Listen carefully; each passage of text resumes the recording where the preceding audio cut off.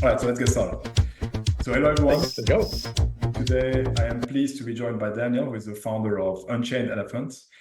It's an NFT project that funds elephant rescues through NFT sales.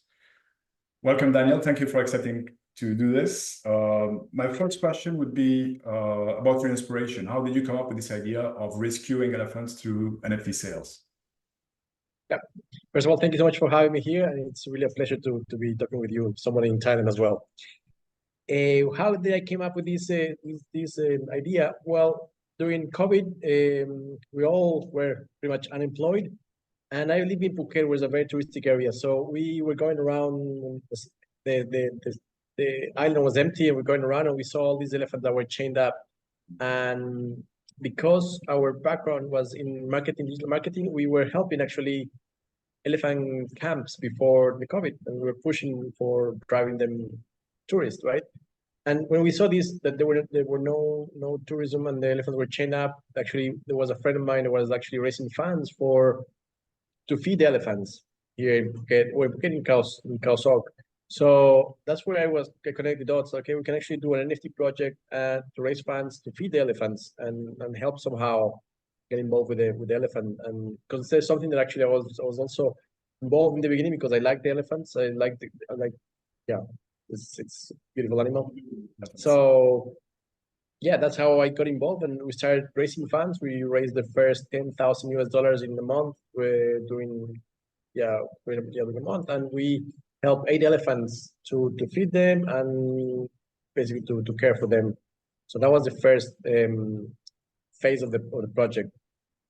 Then after that, we start growing and we said, okay, what is the next goal? How can we really do a difference and impact? Because tourism was back, and then things were actually kind of restarting. The elephants were back at work, unfortunately. The same, I mean, yeah, they were back at work, and they have already food. So the next phase was, okay, let's unchain elephants, literally. So let's buy the freedom of an elephant. And that's when we started, okay, we actually rebranded before. We had a different name, and we came up with Unchained Elephants as the name of the project. And the goal was to raise funds to rescue the first elephant back in last year. I think besides the great work you do, the name is really excellent as well. It works on so many levels. I can see the background in marketing there. So could you share a bit more about the treatment of elephants, something we don't necessarily see ourselves as tourists, besides being chained? Sure. So the elephant industry works in a way that any elephant that has contact with humans or are handled by humans, they go through a process called crush or pajan in Thai, where they put elephants in cages and then they beat them up, they starve them until the elephant kind of surrenders and then get crushed pretty much. They're crushing the spirit of the elephant pretty much. That's how the elephants are being able to do all these tricks and entertain people, right? So, and I didn't know about that because I came here, I did the elephant trekking, I did the elephant bathing, I did all the elephant experience, but I didn't know about it. So when I started hearing about this, like, okay, wow, that's insane. Like, how can we really help elephants in a way that they are just elephants? I mean, admiring that these elephants in the jungle, it's amazing. Unfortunately, they cannot be bring back to the wild, so they have to be. There are special sanctuaries that they take care of them. The real ones are the ones that you are hands off, so you don't go and you don't touch the elephants. They are just roaming around the property. That they have food. They have mahouts that will take care of them. Mahouts, the caretaker of the elephant, so they have their own mahout. And yeah, like just admiring the elephants that way is already an experience itself. Like, because it's most people think about the elephants as a nice and cuddly animal, but they are massive and strong. They can crush us anytime they want if they're not happy. Even though they are super kind as well at the same time. So nice. So that's where we're relocating elephants with 3 elephants so far. We're locating different sanctuaries that are hands off Thailand. Excellent. Obviously, you cannot rescue all elephants at this point, but someday maybe. How do you select the elephants to rescue? How do you select the ones that have That's a great question. That's a great question. So we don't want to just go and buy an elephant, buy the freedom of an elephant just because of the sake of buying it. We analyze different cases, like where the elephant, what's happening with the elephant, what's happening with the owner, if the owner has more elephants, or what is he planning to do with the money, the condition of the elephant is currently on. And yeah, once we know the cases, because lately we are getting elephants like for sale, like they are just sending us like, hey, there's an elephant to rescue. Like, oh really? It's really a rescue, or it's just one transaction? So, I mean, obviously it's a transaction because elephants are asset here in Thailand. I mean, they have their registration book, and it's like having a house or a car. You have your registration, and then have to transfer ownership. But there are certain things that we look before getting involved with an elephant. And of course, because the elephants are used in the tourism industry or even sometimes logging industry, they have a very high commercial value. So we're talking about from 20,000 US dollars all the way up to 80,000 US dollars, depending on the elephant, size, age.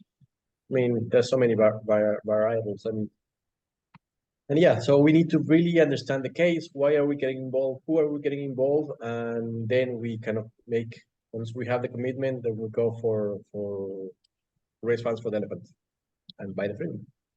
So you have been doing this since COVID. That's 3 years, right? COVID, well, COVID was at the end of COVID, the last part of COVID during 2021, the late 2021, 2022 we started. And yeah, in 2022 we raised some funds to feed elephants, and then in 2023 we started with the first rescue. Have you faced any challenges here in Thailand, or you mean, I mean, in the market? Any challenges to fund your activities and whatnot? Oh, it's super challenging. Well, we started on a chain that is not very commercial, first of all, to raise funds. XRP, was not the best choice. Unfortunately, they don't have a consumer mass consumer NFTs. Plus, also NFTs are kind of limited, right? That there's not the market is not there yet. Still need to catch up. We believe there will be a moment where things will go more mainstream. That was one of the biggest challenges. I mean, not being able to do that. And as a matter of fact, 40% of the on the first elephant, 40% of the revenue was through NFTs, and 60% was through crowdfunding. So what we found out is that our audience, so we have on traditional channels like Instagram and Facebook, they didn't care about NFTs. They're like, I don't care about NFT. Like, I want to help you. I want to give you the money to buy the freedom of the elephant. Where do I donate? So that's when we kind of like switch gears a little bit and say, okay, we have the NFTs, but we also have the crowdfunding campaign, so we can work in both ends. And yeah, so far the crowdfunding and the Web2 audience have been killing it, and that's how we get the support. But we see that this will change eventually. So we will see the Web3 integrating onto Web2, where they might not know, but then they will be donating or buying an NFT that represents the ownership of an elephant. So yeah, it's been super challenging. I mean, markets obviously are not good. For the past 2 years, seems like we are getting in a better position right now, but yeah, it's very challenging. Right now you are multi-chain. Could you please remind us of the chains you are deployed on? Correct. So we launched on XRP, but that, as I mentioned, didn't work that well. We kind of we went to with ICP. We divided collection on ICP, and now we're gonna launch on AVAX and Base. We're actually talking right now with Coinbase and people in Base to see what collaboration we can do, and it might be that we go full on Base. Excellent. But yeah, that's to be determined. Yeah.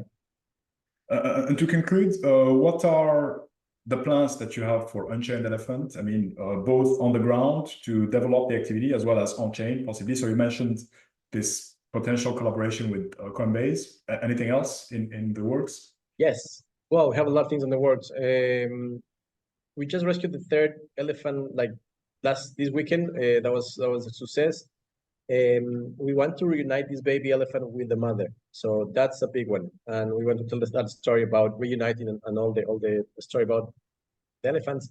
That's that's on pipeline. but we also working on a documentary series. We have the producers of the documentary of Harambe. Harambe is the gorilla that died in the US, was shot. These guys are here, and we shot actually this rescue with them. So we have all the footage and everything to create a documentary. So we're looking for sponsors in Web3. We're gonna have the screening of this film through a token-gated site, so NFT holders will be able to access to see this documentary.